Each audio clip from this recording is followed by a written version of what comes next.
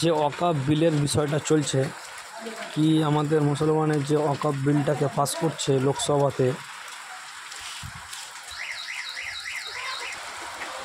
তারই প্রতিবাদে ভোট চলছে এই বিলটাকে বাতিল করার জন্য। সেই বিলটাকে বাতিল করার জন্য একটা স্ক্যানার তৈরি করা হয়েছে। 15ই সেপ্টেম্বর সে বিল পাস করার সে আইনটা রায় দিবে।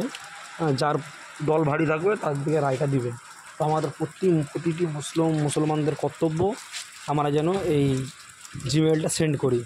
জিমেল সেন্ড করার নিয়ম আপনাদের দেখিয়ে দিচ্ছি। গুগলে যাবেন, এই গুগলে যাওয়ার পরে দেখবেন এক সাইডে, ডান সাইডে ক্যামেরা থাকবে, সেই ক্যামেরাতে হাত দিয়ে চলে যাবেন।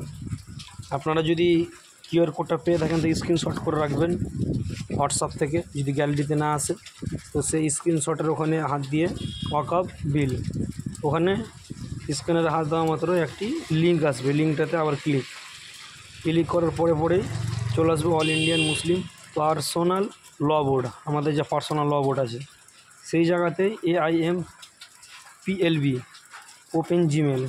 ওপেন জিমেলে গিয়ে দেখবেন 3 ডটের পাশে, অ্যাডারেটার পাশে একটা মিডিলে তীর চিহ্ন থাকবে, এই তীর চিহ্নটাকে ওপরে টিপে দিবেন। ক্লিক করে দিয়ে আপনার হয়ে গেল জিমেল সেন্ড, আপনার ভোট পড়ে গেল। একটা স্ক্যানার আছে, আরেকটা স্ক্যানার আছে রিজেক্ট, এই যে স্ক্যান টু রিজেক্ট, ওখানে আবার স্ক্যানে হাত দিবেন, চলে আসবে wakfbill2024.com। ওখানে ক্লিক করার পরে ইন্টারভিউর নাম চাইবে। রিজেক্টের টাইম দেওয়া আছে 4 ঘন্টা 13 মিনিট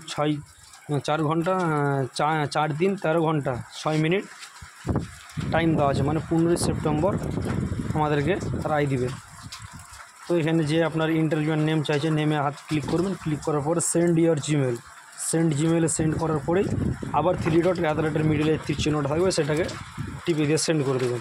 এভাবে আপনার ভোট পড়ে যাবে এবং রিজেক্ট হয়ে যাবে।